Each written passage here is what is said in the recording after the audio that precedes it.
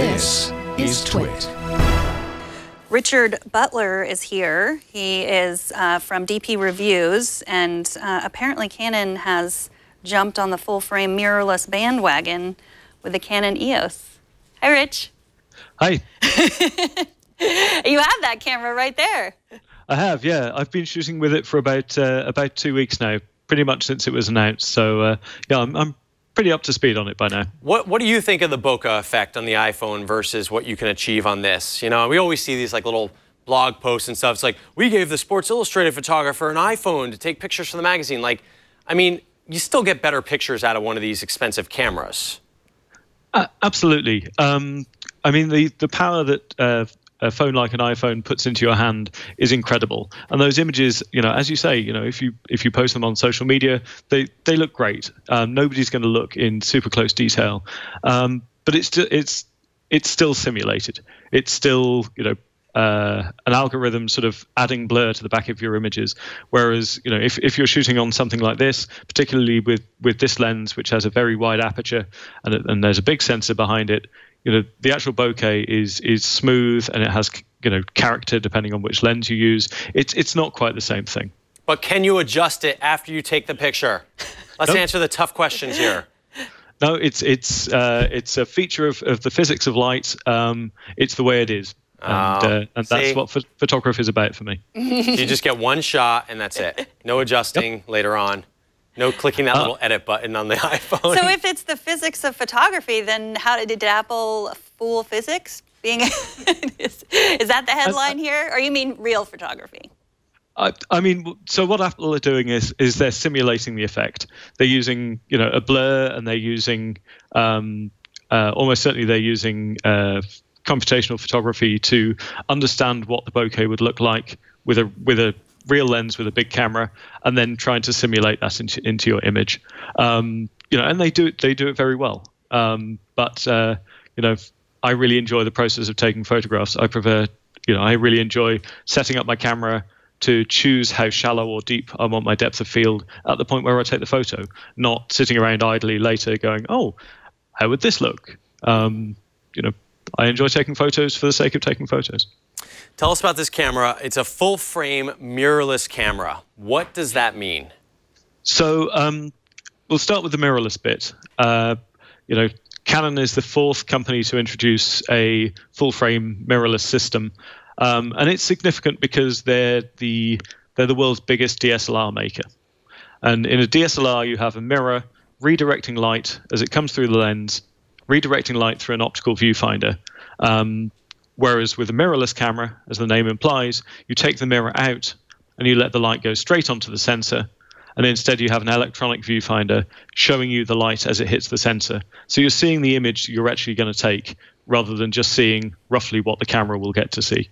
So, and full frame means quite simply that it uses a sensor that's the same size as a piece of 35mm film was in the pre-digital era.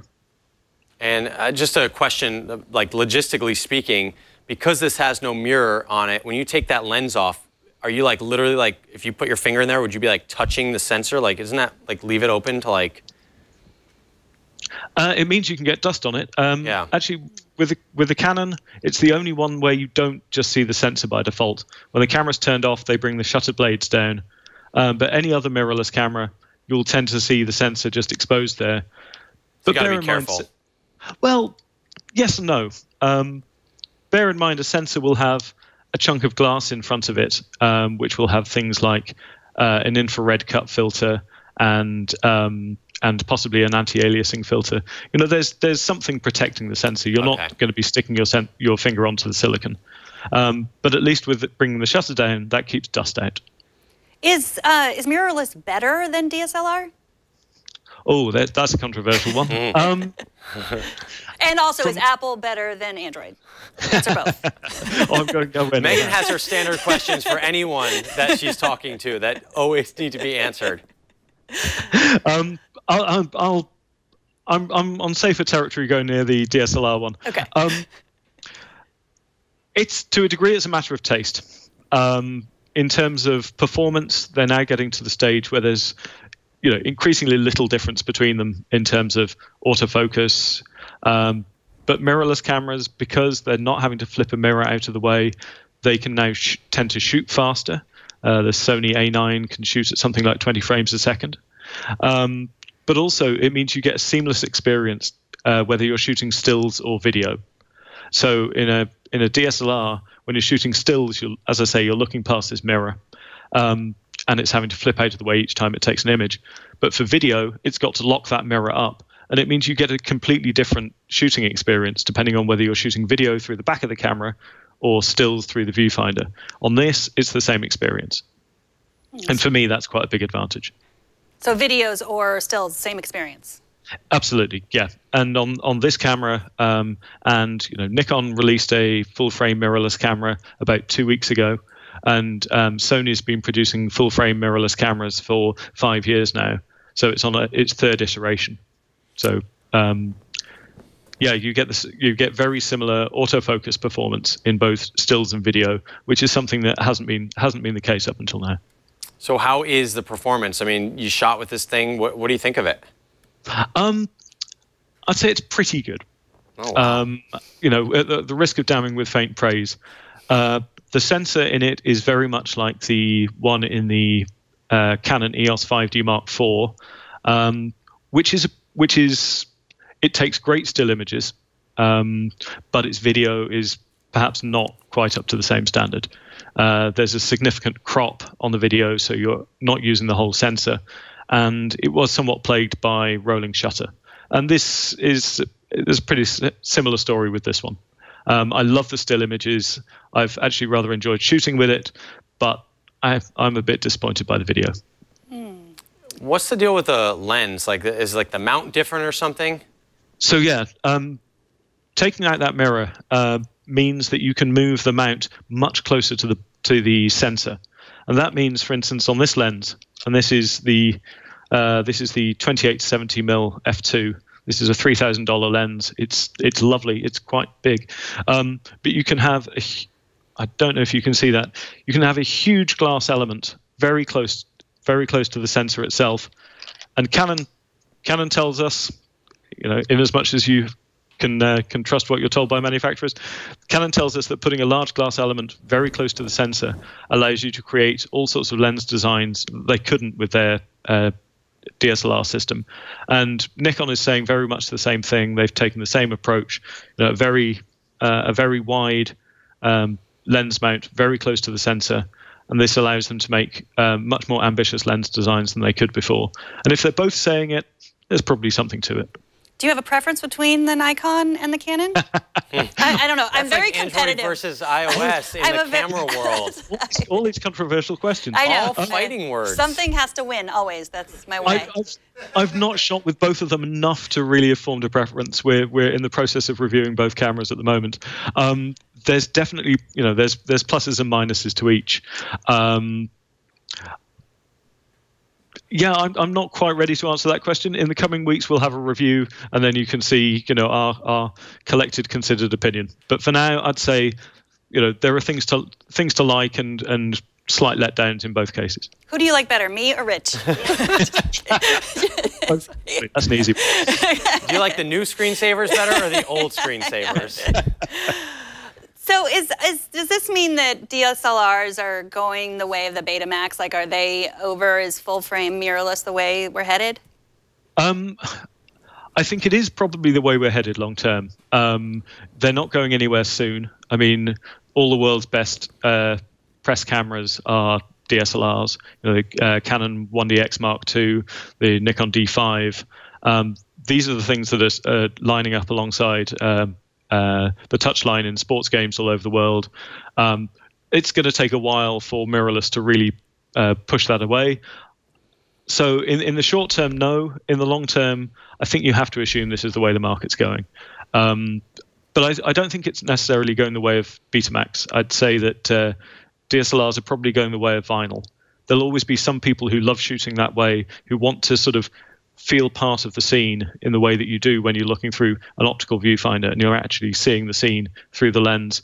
There'll always be some people who want that, and particularly Canon and Nikon, I think, will always try to cater to that market. Is there any sound when you hit the shutter? Because there's nothing that kind of flips Well, on this camera there is. There's still a mechanical shutter because most modern sensors still, or sensors this big, aren't fast enough for you to be able to use turning them on and turning them off as a shutter. Okay. It does have a fully silent mode, but just like I said, there was rolling shutter in video. It takes some time for that electronic, readout to work its way down the sensor, and so you potentially get some slight distortion in your images if you use the fully electronic shutter mode. It's only really the Sony Alpha 9 that comes anywhere close to being able to completely do away with the mechanical shutter. So this is a $2,300 camera plus. Yep. That, you said the lens you're using is $3,000. So this is a very costly investment. Who is this for? Well, I think very few people who buy this particular camera body will then pair it with this lens. I think this lens says a lot about Canon's ambition for the system. I'm sure we'll see a body that makes much more sense with a $3,000 constant f2 zoom. There is a smaller lens, which sadly one of my colleagues is shooting with at the moment, which is 24 to 105 millimeter f4, which is actually ends up being a really lovely, flexible, sort of travel appropriate lens. And that's much more reasonably priced. It means you get the body and the lens for something around, I think it's $3,100, $3,200, and that's comparable to the amount you'd spend if you were buying a full frame DSLR with a good lens. So it's costly, but that's the sort of amount of money you'd expect to pay for a good camera and a good lens with a full frame sensor. And this is really an enthusiast level camera. It's for people like me, really. Not professionals necessarily, but people who care about their photography enough to really spend some money on their hobby, spend the money on the thing they enjoy doing because they really want the quality that a full frame sensor gives. So when is it available? I believe it's available next month. I think the body is October, and the 24 to 105 lens I was talking about is October. And then I think this lens is coming in December. So all the 4 lenses they've announced are coming in the next couple of months, but the body is available next month. So if I'm taking pictures of my kids trick-or-treating next month, do I get this camera with the $3,000 lens, or do I just use like the iPhone? It depends. If you're, do I buy this for the trick-or-treating night, or what? Should I just plunk down the cash? Yes. I wouldn't. I'm not sure that would be the best use of your money. It would take some great photos. If you've decided you want to take photos of trick-or-treating, and then you're really interested in photography and you want to take your photography further than your iPhone's going to let you, you want to have more control, and you want that image quality as opposed to a simulation of it, then yeah, you should certainly have a look at a camera or one like this camera or one like it. But it has to be said, your iPhone's going to do a pretty good job, and your kids aren't going to be intimidated by you running around with this, following them the whole time. Be scary, though. So. Yeah. And can I immediately post those pictures on Instagram with that camera? I wouldn't say instantly. It's got Wi-Fi built in. You can. It's somewhat easier to transfer them to Android than it is to iOS. But that's a much longer conversation about iOS. Oh, I'm happy to talk about that. But yes, you can Wi-Fi them to your phone, and then you can use Snapseed or whatever editing software you prefer to use, and you can post them from there. And actually, Canon is introducing an app. They already have an app for transferring images, but they're introducing a mobile version of Digital Photo Professional, their raw processing software, to allow you to sort of tweak and optimize your image on your iPad, on your iPhone. And that's, I'm not sure if it's available yet, but it's coming soon. Well, Richard, thank you so much. Richard Butler is a technical editor at DPReviews. You can check out his review of this, and then apparently soon what he thinks of this compared to the Nikon, the Canon versus the Nikon. It's dpreviews.com. Thank you so much for joining us. Thanks a lot.